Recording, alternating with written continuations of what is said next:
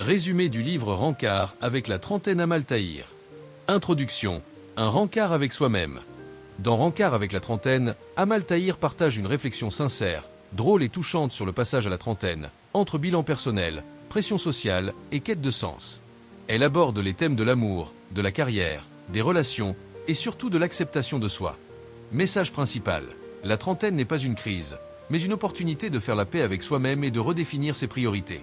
À 30 ans, un homme est à la croisée des chemins, entre ce qu'il a construit et ce qu'il rêve encore de devenir. Partie 1. Se libérer des injonctions sociales. Résumé. Et la société impose une checklist. Carrière réussie, mariage, enfants, maison. Amal montre comment ces attentes peuvent créer angoisse et frustration. Et elle invite à désapprendre les attentes des autres pour se reconnecter à ses propres désirs. Exercice pratique 1. Ma checklist personnelle. Et liste ce que la société t'a dit que tu devrais avoir à 30 ans. Et ensuite, fais une deuxième liste. Ce que tu veux vraiment pour être heureuse. Et challenge pour la communauté. Partagez en commentaire une chose que vous décidez de rayer de la checklist sociale pour suivre votre propre chemin. Partie 2. Apprendre à s'aimer avec ses failles. Résumé. Amal parle de ses doutes, complexes et vulnérabilités. Elle explique que l'acceptation de soi passe par la bienveillance envers ses imperfections. Et accepter son corps, ses échecs et ses différences comme partie intégrante de soi. Exercice pratique 2. Lettre à moi-même. Et écris une lettre où tu te pardonnes pour toutes les fois où tu t'es jugé durement. Et termine la lettre en te promettant d'être plus doux ou douce avec toi-même. Et idée vidéo. Nous vous invitons à lire un extrait de votre lettre, anonymement ou pas pour inspirer les autres. Partie 3. Faire le tri dans ses relations. Résumé. Et à 30 ans, il est temps de se demander « Qui m'apporte du bien ?» Et importance de se détacher des relations toxiques, même si c'est difficile. Et entourage sain égale clé pour avancer sereinement. Exercice pratique 3. Le cercle d'énergie. Et dessine un cercle et place à l'intérieur les personnes qui te nourrissent positivement. Et à l'extérieur, mais celles qui te drainent. Et réfléchis à une action concrète pour prendre soin des relations saines et poser des limites avec les autres. Partie 4. Repenser la réussite et la carrière. Résumé. Amal déconstruit l'idée qu'il faut réussir sa vie selon un modèle unique. Et elle invite à redéfinir le succès, aligné avec ses valeurs, pas avec l'image que les autres attendent. Et l'importance de l'épanouissement personnel avant la validation sociale.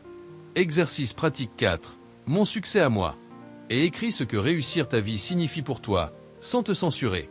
Fixe-toi 3 mini-objectifs personnels, petites victoires alignées avec cette définition. Défi pour la communauté. Partager un de ces mini-objectifs et se motiver ensemble à le réaliser. Partie 5. Célébrer la vie, même imparfaite. Résumé. Amal rappelle qu'on n'a pas besoin que tout soit parfait pour être heureux. Et l'importance de profiter de l'instant présent, de célébrer ses petites victoires. Et se donner la permission de vivre pleinement, avec joie et légèreté. Exercice pratique 5. Le journal de gratitude. Et pendant 7 jours, écrire chaque soir 3 choses positives de la journée. Et à la fin de la semaine, relire le journal pour prendre conscience des belles choses. Défi bonus. Partagez une chose pour laquelle vous êtes reconnaissante aujourd'hui en commentaire. Conclusion. Se réconcilier avec la trentaine, c'est se réconcilier avec soi-même. Amal Tahir nous invite à embrasser notre âge et à le voir comme une étape de liberté, de choix conscient et d'acceptation. Le vrai rencard, c'est avec soi-même, apprendre à s'aimer, s'écouter et avancer à son rythme. Rancard avec la trentaine d'Amal Tahir. C'est le livre qui fait du bien quand on approche ou qu'on vit la fameuse barre des 30 ans. Avec humour, sincérité et beaucoup de vulnérabilité, Amal nous parle de ce moment de la vie où on fait le bilan. Carrière, amour, famille, rêve. Elle démonte les pressions sociales, ces fameuses cases à cocher, et nous invite à nous reconnecter à nous-mêmes. Le message clé ? À 30 ans, on n'a pas besoin d'avoir réussi sa vie selon les autres. Ce qui compte, c'est de s'aimer, d'assumer son chemin unique et de vivre en accord avec ses propres désirs. Un livre touchant, drôle et libérateur, qui donne envie de se choisir soi avant tout. Si toi aussi tu veux apprendre à t'aimer, poser tes limites et redéfinir ton succès, reste jusqu'à la fin. Je te partage des exercices puissants pour t'aider à avancer. Voici 5 leçons puissantes du livre Rancard avec la trentaine d'Amal Tahir. 1. Stop aux injonctions sociales. À 30 ans, on n'est pas obligé d'avoir tout réussi. Maison, mariage, carrière. Ce qui compte, c'est suivre son propre chemin. 2. S'aimer avec ses failles. Amal nous montre qu'on peut avancer en étant imparfait, en acceptant ses blessures et ses doutes. 3. Faire le tri dans ses relations. À 30 ans, on a le droit de dire stop aux relations toxiques et de choisir un entourage qui nous élève. 4. Redéfinir la réussite. Réussir, ce n'est pas plaire aux autres, c'est être aligné avec ses propres valeurs et envies. 5. Célébrer la vie maintenant. Pas besoin d'attendre que tout soit parfait pour profiter de la vie et être heureux. Conclusion. La trentaine, c'est le moment de se choisir soi-même et de vivre pour soi. Si tu veux les exercices pour appliquer ces idées, reste connecté. Voici 5 exercices puissants pour appliquer les leçons de Rancard avec la trentaine d'Amal Tahir. 1. La vraie checklist. Liste tout ce que la société t'impose à 30 ans. Puis barre ce qui ne te correspond pas et écris ce que TOI tu veux vraiment.